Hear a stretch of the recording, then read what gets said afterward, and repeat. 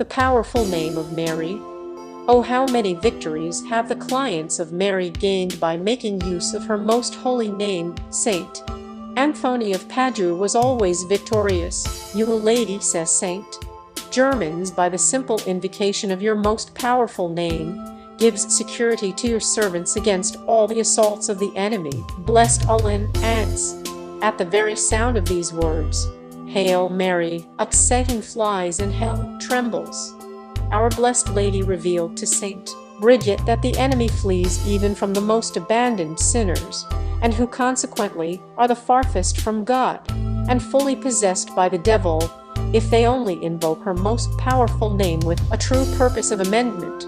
At the same time, our Blessed Lady added that if the soul does not amend and obliterate its sins by sorrow, the devils return almost immediately and continue to possess it. The power of Mary when tempted by the devil not only is the most blessed Virgin Queen of all the saints, but she is also Queen of hell and all evil spirits. She overcame them valiantly by her virtue. Saint Bernard remarks, this proud spirit, in spite of himself, was beaten down and trampled underfoot by this blessed Virgin. As a slave conquered in war, the devil is forced to obey the commands of this queen. Eve was the cause of death by allowing herself to be overcome by the serpent.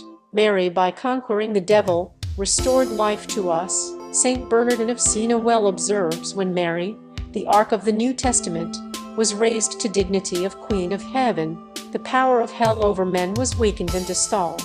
Oh, how the infernal spirits tremble at the very thought of Mary and her august name. Saint Bonaventure points out, oh, how fearful is Mary to the devils. Thieves go and rob houses in the dark, but as soon as morning dawns, they fly as if they could see the shadows of death. It is precisely this that the devils do, says this saint.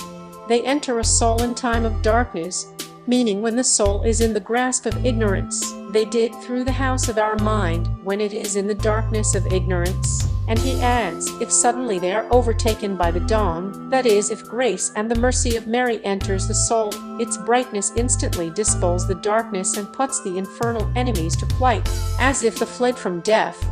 Oh, blessed is the one who invokes Mary in his conflicts with hell, safe in the hands of Mary. It was revealed to Saint Bridget that God has rendered Mary so powerful over the devils that as often as they assault a devout client who calls upon Mary for help, she at a single glance instantly terrifies them, so that they fly far away, preferring to have their pains redoubled rather than see themselves subject to the power of Mary. Saint John Damascene used to say, while I keep my hope in you intact, O Mother of God, I shall be safe. I will fight and overcome my enemies with no other buckler than your protection and your all-powerful intercession. All who are so fortunate as to be the clients of this great queen can say the same thing. Saint James the monk adds, you, O Lord, has given us in Mary arms that no force of spiritual warfare can overcome, and a trophy never to be destroyed. Saint Bonaventure comments, as rust melts before fire, so do the devils lose their power against those souls who remember the name of Mary and devoutly invoke it, and still more so if they endeavor to imitate her virtues. Saint Bernard declares, the devils not only fear, but tremble at the very sound of Mary's name. Thomas Kempis says, the evil spirits greatly fear the Queen of Heaven, and fly at the sound of her name, as if from fire. At the very sound of the word Mary, they are prostrate as by thunder.